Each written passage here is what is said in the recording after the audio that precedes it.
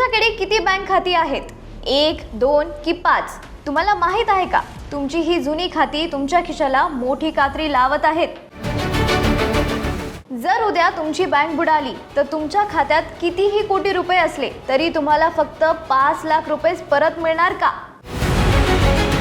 एकापेक्षा जास्त बँक खाती असणं फायद्याचे आहे की तोट्याचं? जाणून घ्या तुमच्या पैशांच्या सुरक्षिततेसाठी नक्की किती खाती असायला हवीत. नमस्कार मित्रांनो, मी आहे निकिता दादासाहेब तुपे आणि तुमचं बॉसवाला मराठी चॅनलमध्ये खूप खूप स्वागत आहे.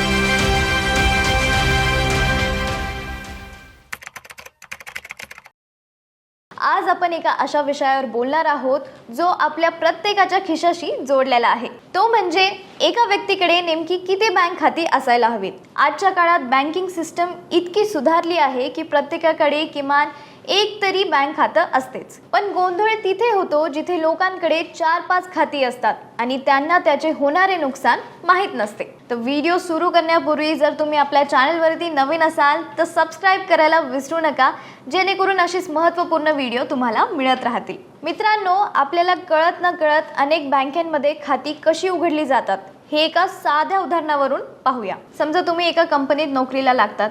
तिथे बँकेमध्ये तुमची सॅलरी अकाउंट उघडलं जातं. मग काही वर्षांनी तुम्ही नोकरी बदलतात. नवीन कंपनी तुमचं बँक बी मध्ये खातं उघडते. जुनं खातं तुम्ही तसंच सोडून देतात. कधी होम लोनसाठी तर कधी फक्त ऑफर मिळवण्यासाठी आपण तिसऱ्या बँकेत खाते उघडतो.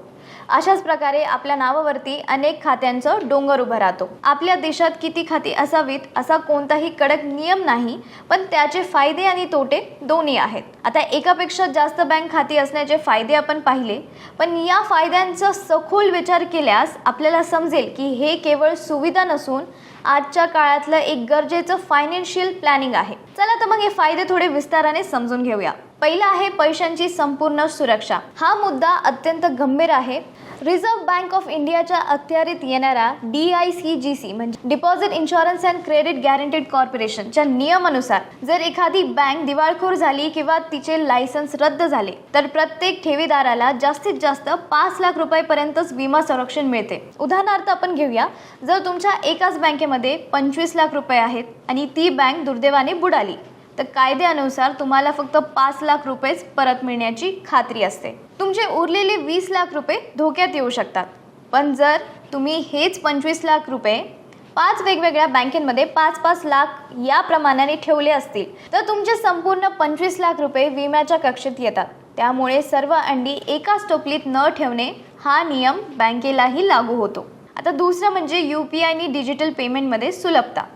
आजच्या डिजिटल इंडियाच्या काळात आपण पाकिटात रोख रक्कम ठेवणे जवळपास बंद केले आहे. चहाच्या टपरीपासून ते हॉस्पिटलच्या बिलपर्यंत आपण UPI वरती अवलंबून असतो. पण तांत्रिक बिघाड किंवा बँकेचं सर्व्हर डाऊन असणे ही सामान्य बाब आहे. अशा वेळी ऐन गर्दीच्या ठिकाणी किंवा महत्त्वाच्या कामाच्या वेळी जर तुमचं पेमेंट अडकलं तर मोठी फजिती होऊ शकते. जर तुमच्याकडे दुसरं बँक खातं असेल तर तुम्ही त्वरित दुसऱ्या बँकेच्या ॲपवरून पेमेंट करू शकतात. हे बँक ॲप खाते तुम्हाला ऐन वेळेवर येणाऱ्या मानसिक तणावापासून वाचवते. आता तिसरं म्हणजे कार्ड ऑफर्स, डिस्काउंट आणि रिवॉर्ड पॉईंट्स. बँकांमध्ये सध्या ग्राहकांना आकर्षित करण्यासाठी मोठी स्पर्धा सुरू आहे. जसे की ई-कॉमर्स सेल, ॲमेझॉन किंवा फ्लिपकार्ट सारख्या वेबसाईटवरती कधी HDFCच्या कार्डवरती 10% सूट असते तर कधी ICICI किंवा ॲक्सिस बँकेच्या कार्डावरती. दुसरं म्हणजे लाईफस्टाईलचे फायदे. काही बँकेच्या डेबिट कार्डवरती एअरपोर्ट लाऊंज ॲक्सेस मोफत मिळतो तर काही कार्ड्स पेट्रोल पंपावरती फ्यूल सरचार्ज वेवर देतात. आणि तिसरं म्हणजे कॅशबॅक. विशिष्ट खात्यांवरती दरमहा वीज बिल किंवा मोबाईल रिचार्जवरती हमखास कॅशबॅक मिळतो. 2-3 बँकेमध्ये खाते असल्यामुळेच तुम्ही या सर्व ऑफरचा स्मार्ट वापर करून वर्षाला हजारो रुपयांची बचत करू शकतात. आणि बजेटिंग आणि पैशांचं वर्गीकरण सुद्धा. एकापेक्षा जास्त खाती असण्याचा एक मोठा फायदा म्हणजे शिस्त. जेव्हा तुमचे सर्व पैसे एकाच खात्यात असतात तेव्हा आपल्याला अंदाज येत नाही की आपण किती खर्च केला आणि किती बचत झाली. पण जर तुम्ही एकच खातं फक्त गुंतवणुकीसाठी आणि दुसरं रोजच्या खर्चासाठी ठेवलं तर तुमच्या खर्चांवरती आपोआप मर्यादा येते. तुमच्या डोळ्यासमोर खर्चाचं आणि बचतीचं गणित स्पष्ट राहतं. एकापेक्षा जास्त खाती असण्याचे हे फायदे ऐकल्यानंतर तुम्हाला वाटेल की मग 5-10 खाती उघडली तर चांगली, बरोबर ना? पण थांबा, नाण्याला दुसरी बाजूही असते. अनेक खाती असण्याचे तोटे आणि छुपे खर्च तुमच्या खिशाला कशी कात्री लावतात हे जाणून घेणंही तितकंच महत्त्वाचं आहे. तुम्हाला काय वाटतं, या फायद्यांच्या तुलनेत जास्त खाती सांभाळणं कठीण जातं का? मला कमेंट सेक्शनमध्ये नक्की सांगा. बरं मित्रांनो, बँक खात्यांची सुरक्षा आणि पैशांचे व्यवस्थापन करत असताना आपण एक गोष्टीकडे वारंवार दुर्लक्ष करतो, ती म्हणजे आपल्या कुटुंबाचे आर्थिक भविष्य. बँक बुडाली तर 5 लाख रुपये मिळतील, पण जर कमवत्या व्यक्तीला काही झालं तर? बँक बॅलन्स सोबतच तुमचं लाईफ कव्हर असणं तितकंच महत्त्वाचं आहे. म्हणूनच मी तुम्हाला ॲक्सिस मॅक्स लाईफ इन्शुरन्स बद्दल सांगून इच्छित आहे. हे केवळ इन्शुरन्स नाही, तर तुमच्या कुटुंबासाठी एक चांगलं सुरक्षा कवच आहे. केवळ 595 रुपये प्रति महिना इतकं कमी प्रीमियम मध्ये तुम्हाला 1 कोटी रुपयाचं कव्हरेज मिळू शकतं. त्याचा क्लेम सेटलमेंट रेशिओ 99.70% इतका प्रचंड आहे, जो बाजारात सर्वोत्तम मानला जातो. आणि दुर्दैवी प्रसंगात कुटुंबाला ताटकळत राहावे लागू नये म्हणून केवळ 3 तासात क्लेम सेटलमेंट करण्याची सुविधा ते देतात. आणि सर्वात भारी गोष्ट म्हणजे तुम्हाला पहिल्या वर्षाच्या प्रीमियमवरती 15% डिस्काउंट सुद्धा मिळत आहे. जसं आपण बँकेत पैसे सुरक्षित ठेवतो, तसंच आयुष्याची सुरक्षता सुद्धा गरजेची आहे. आणि याची लिंक मी खाली डिस्क्रिप्शन मध्ये दिली आहे, नक्की चेक करा. तर आता वळूया त्या नुकसानाकडे जे तुमच्या कष्टाच्या पैशाला कळत न कळत कात्री लावत आहे. वर पाहता हे खर्च छोटे वाटतात, पण हिशोब केला तर आकडा मोठा भरतो. जसं की डेबिट कार्ड चार्जेस. प्रत्येक बँकेचे डेबिट कार्ड फ्री नसते. बँक वर्षाला साधारण 500 ते 900 रुपये मेंटेनन्स चार्ज घेतात, बरोबर?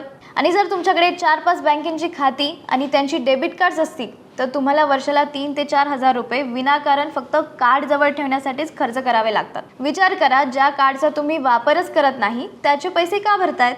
आणि दुसरं बोलायचं म्हणलं, मिनिमम बॅलन्सची मोठी अडचण.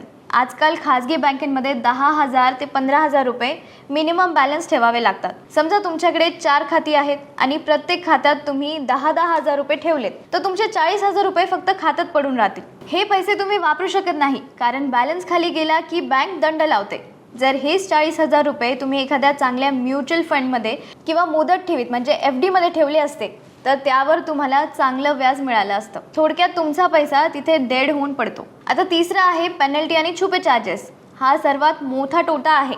जर तुम्ही चुकून एखाद्या खात्यात नियमित बॅलन्स ठेवायला विसरलात, तर बँक दरमहा 300 ते 500 रुपये दंड आकारते. समजा एखादं जुनं खातं आहे जे तुम्ही वापरत नाही आणि त्यात बॅलन्स 0 झाला आहे, तर तिथे हा दंड महिना दर महिना वाढत जातो. मग वर्षभरानंतर जेव्हा कधी या खात्यात चुकून पैसे जमा होतात, उदाहरणार्थ गॅस सबसिडी किंवा इतर काही असेल, तेव्हा बँक ते सर्व पैसे जुना दंड म्हणून कापून घेतात. त्याच्यामुळे तुमचं खातं अक्षरशः मायनसमध्ये जाऊ शकतं. आता चौथं म्हणजे इन्कम टॅक्स भरताना येणारी अडचण.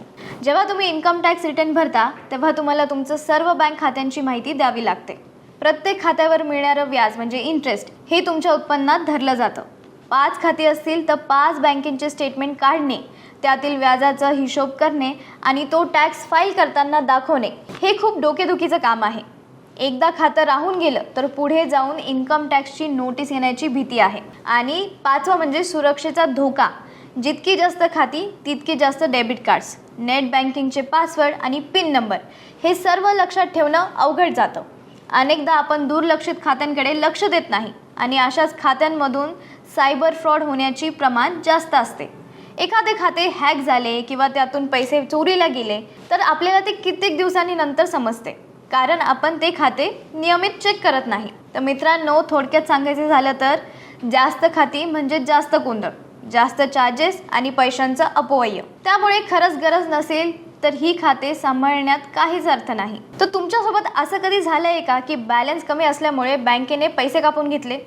तुमचं मत मला कमेंट सेक्शनमध्ये नक्की सांगा. बँक खात्यांचं गोंधळ कमी करण्यासाठी आणि आपले पैसे वाचवण्यासाठी 3 खाती वापरणे हा सर्वात सोपा आणि स्मार्ट मार्ग आहे. तुमचे पहिले खाते हे पगार किंवा कमाईसाठी असावं, जिथे तुमचे सर्व मुख्य पैसे जमा होतील. या खात्यातून रोजचा खर्च करणे टाळावे, जेणेकरून तुमची नेमकी कमाई किती आहे याचा हिशोब राहील.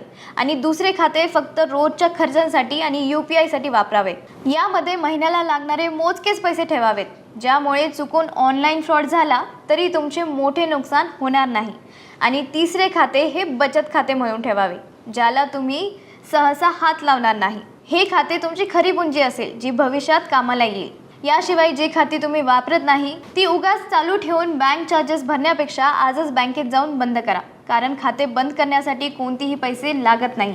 अशा प्रकारे फक्त गरजेची खाते ठेवल्यास तुमचे टेन्शन कमी होईल आणि पैशांचे नियोजन करणे एकदम सोपे जाईल. तर मित्रांनो, तुम्हाला ही माहिती कशी वाटली कमेंट सेक्शनमध्ये नक्की सांगा आणि हा व्हिडिओ आवडला असेल तर लाईक करा आणि आपल्या मित्रांसोबत हा व्हिडिओ शेअर नक्की करा. आणि अशाच फायनान्शियल टिप्ससाठी आपल्या बॉसवाला मराठी चॅनलला सबस्क्राईब करायला विसरू नका.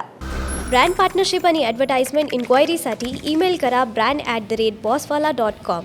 व्हॉट्सॲप करा 9108014192. बॉसवाला. Be the boss.